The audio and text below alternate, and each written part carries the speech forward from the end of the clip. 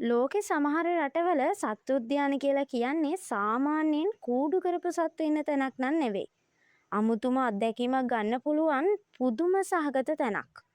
අද මම ඔයාලට පෙන්වන්න යන්නේ ලෝකෙ වටේ තියෙන අරුම පුදුම සත්තු උද්‍යාන කිහිපයක් ගැන. වීඩියෝ එක අවසාන වෙනකන් රැඳිලා ඉන්න. මොකද හොඳම හරිය තියෙන්නේ අවසානට කියලා කතාවක් තියෙනවනේ. channel එකට අලුත් කෙනෙක් නම් දැන්ම ඔය පේන subscribe button එක touch කරලා බෙල් අයිකන් එකත් ඕල් කරලා තියාගන්න. එහෙනම් අපි යමු අද වීඩියෝ එකට. චීනයේ චොන්චින් වල තියෙන මේ ලෙහෙලේඩු කියන සත්ත්ව උද්‍යානය ලෝකේ තියෙන පය හිතනම අත්දැකීම ගන්න පුළුවන් උද්‍යානයක්. සාමාන්‍යයෙන් අපි දකින උද්‍යානවල සත්තු කූඩු කරලා මිනිස්සු නිදහසේ ඔවුන්ව රස විඳින එකනේ කරන්නේ. පුදුමේ කියන්නේ මේකේ නම් සත්තු නිදැල්ලේ Tamanට ඕන විදිහට සැරිසරනවා.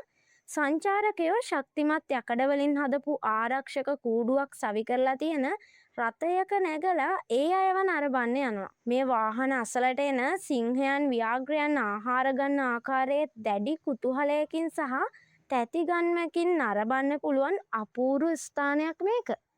දැන් ඔයාලා මේ දකින්නේ දැවෙන උණුසුම් කාන්තාරයක් මැද ගොඩනැගිල්ලක් ඇතුලේ කෘත්‍රිමව නිර්මාණය කරලා තියෙන දැවැන්ත වැසි වනාන්තරයක්. මේක ඇතුළට ගිහාම පිටත තියෙන්නේ කාන්තාරයක්ද කියන එක ඇත්තටම අමතක වෙලා යනවා. මේ තමයි දුබයි අහසයට නිර්මාණය කරලා තියෙන The Green Planet කියන වැසි වනාන්තරය. අඩි 115ක ලෝකෙ ලොකුම කෘත්‍රිම ගස පිහිටලා තියෙන්නේ මේ වනාන්තරේ.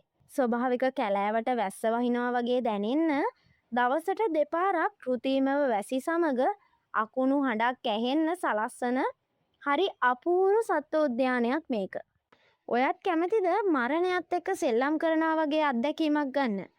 ඕස්ට්‍රේලියාවේ ඩාවින් වලට ගියොත් ඔයාටත් පුළුවන් Cage of Death කියන මේ මාරාන්තික විලෝපිකයන් ඉන්න වතුරට බහින්න.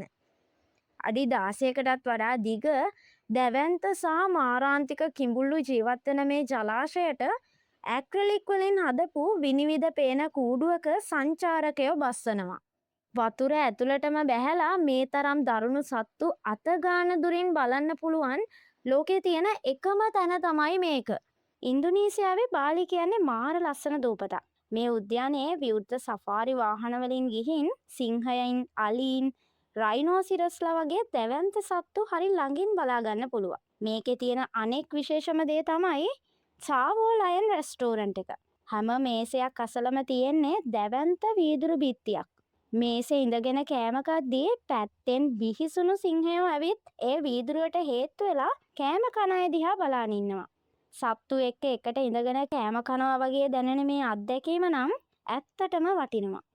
දවල් කාලේ සූ එකක ඇවිදිනවා කියන්නේ සාමාන්‍ය දෙයක්. හැබැයි සිංගප්පූරුවේ තියෙන ලෝකයේ ප්‍රථම වතාවට හදපු මේ නයිට් සෆාරි එකට ගියොත් මුළු සූ එකම වෙනස් විදිහට බලන්න පුළුවන්. මෙතන ඉන්න සත්තු එක්කෙනෙක්වත් කූඩු කරලා නම් නැහැ.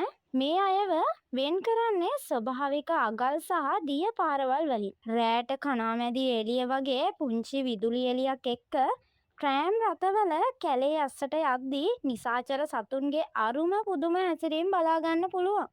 මේ ඔයාලා දකින්නේ සාමාන්‍ය සූ එකක් නන් නෙමෙයි. තායිලන්තයේ බැංකොක් නුවර තියෙන විනෝදජනකම තැනක්.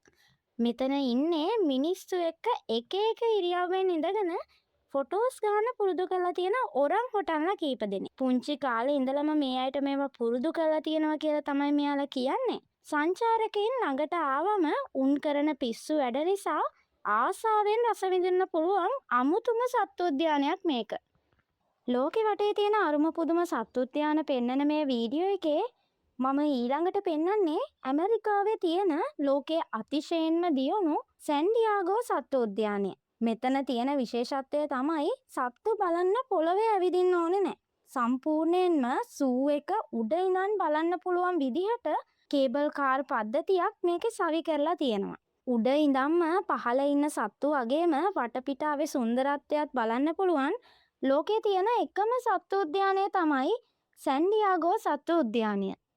එකම දවසේ ආසියාවේ ඉඳන් අප්‍රිකාවටත් අප්‍රිකාවේ ඉඳන් චීනටත් යන්න පුළුවන් කිව්වොත් ඔයා විශ්වාස කරනවද? බෙල්ජියමේ තියෙන පායරි ඩයිසා කියන්නේ ලෝකේ ලස්සනම සහ අරුම පුදුම තේමා උද්‍යානයක්.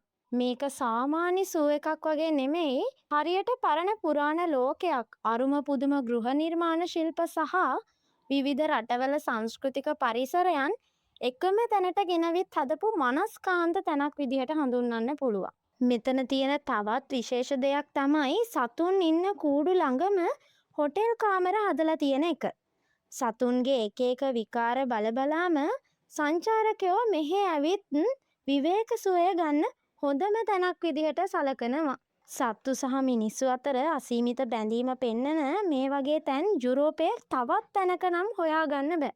ලෝකෙ වටේ තියෙන අරුම පුදුම දේවල් බලන්න මගේ channel එක තවම subscribe කරලා නැත්නම් දැන්ම subscribe කරලා bell icon එකත් all කරලා තියාගන්න කියලා ඉල්ලන ගමන් අදට මම නවතින්නම්. ඔබට සුබ දවසක්.